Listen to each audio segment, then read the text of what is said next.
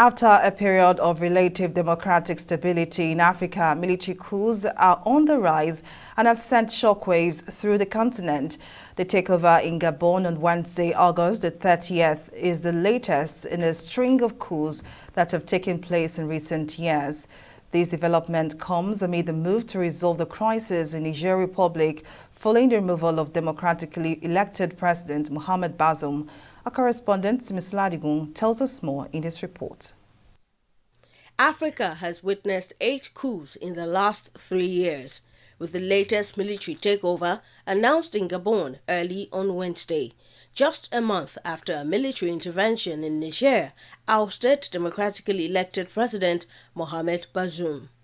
This is not surprising, considering that in most parts of the continent, the foundations of good governance necessary to sustain liberal democracy have been weak for most of the post-colonial era.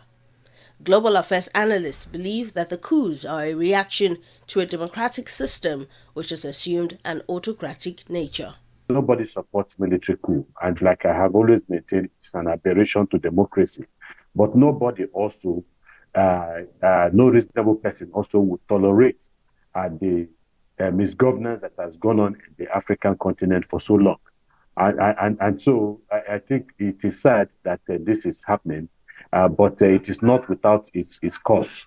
Of course, it is not the way to go, because there is no guarantee that even the military adventurers would perform any better than the people that they have removed.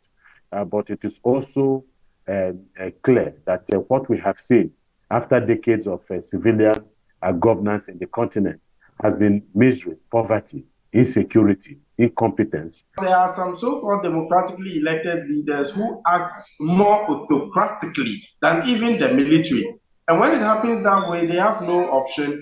Either the military comes to take power, or the people come in the form of an uprising. Okay, so either way must be criticized. And I think this is where the AU, ECAS, ECOWAS, and the rest have to come in. If successful, the Gabon coup would end the Bongo family's 56-year grip on power.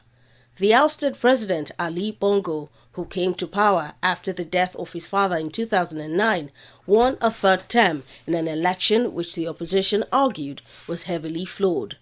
This, according to analysts, served as a catalyst for the opposition, who sought for change in the oil and cocoa-rich but poverty-stricken nation. They have always highlighted corruption, misappropriation of funds, unemployment, and including poverty as some of the reasons why they are staging this coup. And I think this time around, they should go back to the drawing board, arrange their things very well, and make sure that they bring their country back, get the good leaders, supervise elections, make sure that they go back to their democratic state, democratically elect leaders. Out of the 486 attempted or successful military coups carried out globally since 1950, Africa accounts for the largest number with 214, of which at least 106 have been successful. These analysts say understanding why there has been a resurgence of coups in Africa in the last few years is vitally important for actors who are seeking to arrest the coup contagion and promote democracy in Africa.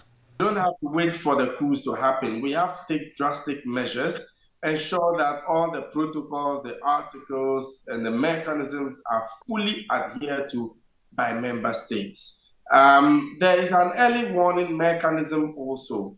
I think ECOWAS and other sub-regional, and of course the mother regional body, AU, should pay more attention to the issues of human rights, to the issues of water security, food security, health security, environmental security, social security, etc. We need to stop the situation where leaders engage in manipulation of constitutions.